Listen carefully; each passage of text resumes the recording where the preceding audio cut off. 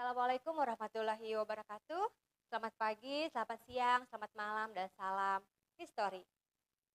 Selamat datang bagi yang baru bergabung, dan jangan lupa like dan subscribe untuk membantu berkembangnya channel ini. Pada pertemuan sebelumnya telah kita bahas tentang Kerajaan Tarumanegara yang berada di Jawa Barat. Nah, pada video kali ini kita akan membahas tentang kerajaan yang bercorak Hindu-Buddha yang pertama muncul di pantai utara Jawa Tengah pada abad ke-6 Masehi dan bersama dengan Kerajaan Kutai serta Tarumanegara, yaitu Kerajaan Kalingga.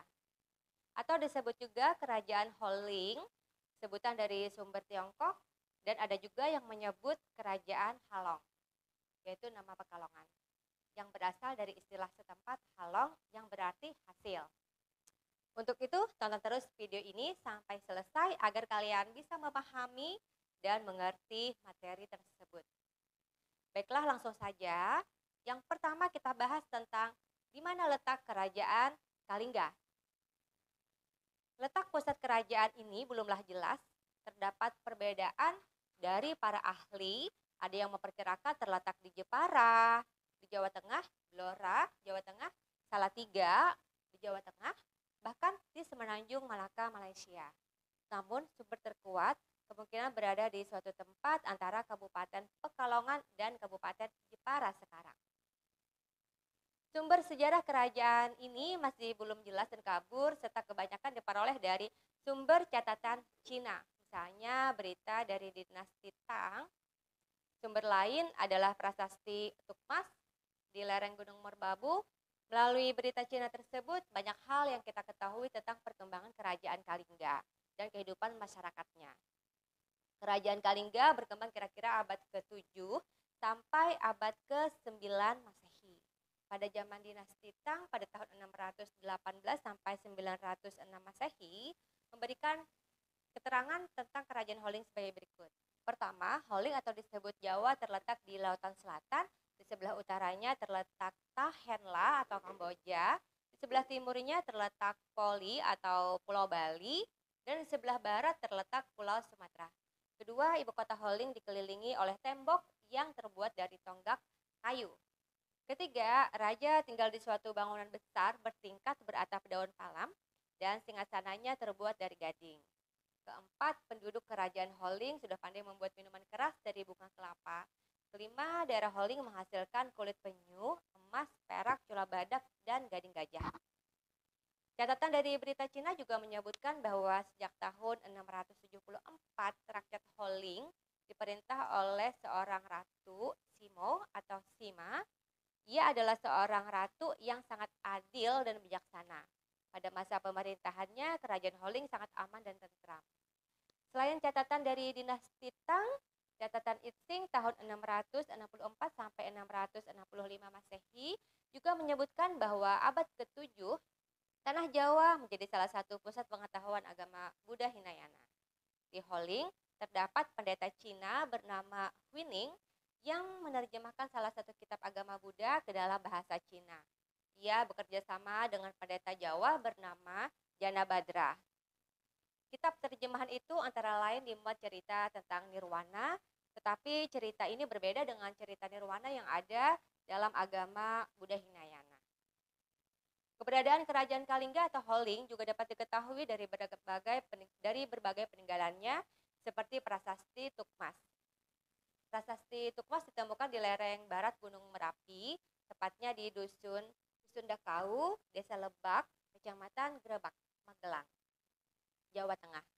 Prasasti ini menyebutkan tentang mata air yang bersih dan jernih. Sungai yang mengalir dari sumber air tersebut disamakan dengan Sungai Gangga di India. Pada prasasti itu terdapat gambar-gambar seperti trisula, kendi, kapak, kelasangka, cakra, dan bunga teratai yang merupakan lambang keeratan hubungan manusia dengan dewa-dewa Hindu. Lalu bagaimana dengan pemerintahan dan kehidupan masyarakat? Satu hal yang menarik dari kerajaan Kalingga ini adalah pertama, kerajaan dipimpin oleh seorang wanita, yaitu raja yang paling terkenal pada masa kerajaan Kalingga adalah seorang raja wanita yang bernama Ratu Sima. Ia memerintah sekitar tahun 674 Masehi. Ia dikenal sebagai raja yang tegas, jujur, dan bijaksana. Hukum dilaksanakan dengan tegas dan seadil-adilnya. Rakyat patuh terhadap semua peraturan yang berlaku. Tidak ada satu orang pun dari rakyatnya yang berani melanggar hak dan kewajiban serta peraturan yang telah dikeluarkan oleh kerajaan.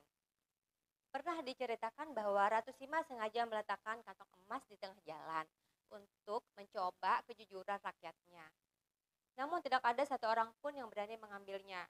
3 tahun kemudian, putra mahkota secara tidak sengaja menyentuhnya dengan kakinya. Segera sang ratu menjatuhi hukuman mati bagi anaknya. Putusan ini dapat dicegah oleh para menteri, namun hukuman harus tetap dijatuhkan atas usul persidangan para menteri. Hukuman itu diperingan dengan hukuman potong kaki. Sang putra mahkota akhirnya dijatuhi hukuman potong kaki karena kakinya yang menyentuh kantung tersebut. Nah, kisah ini menunjukkan begitu tegas dan adilnya Ratu Sima. Ia tidak membedakan antara rakyat dan keluarganya. Inilah yang harus kita ambil, di mana hukum ditegakkan dengan seadil-adilnya. Dan kepemimpinan Ratu Sima menunjukkan bahwa seorang wanita itu juga bisa kuat dan hebat, tidak hanya harus seorang laki-laki yang menjadi raja.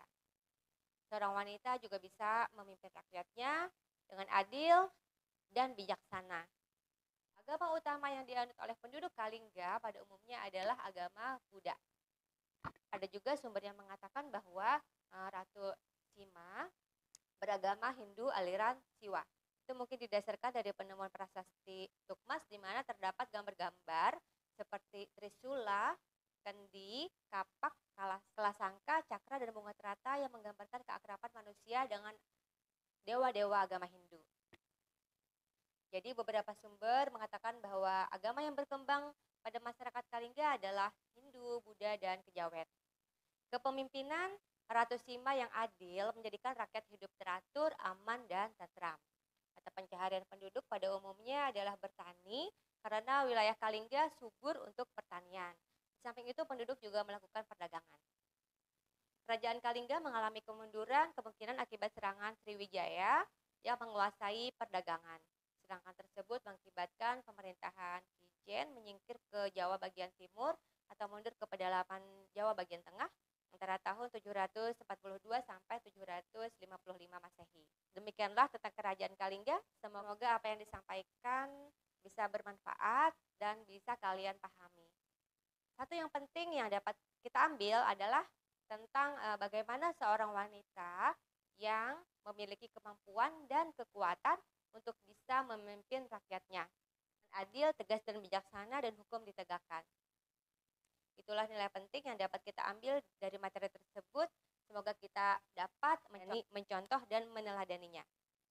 Cukup sekian video kali ini. Sampai bertemu kembali di video berikutnya. Wassalamualaikum warahmatullahi wabarakatuh.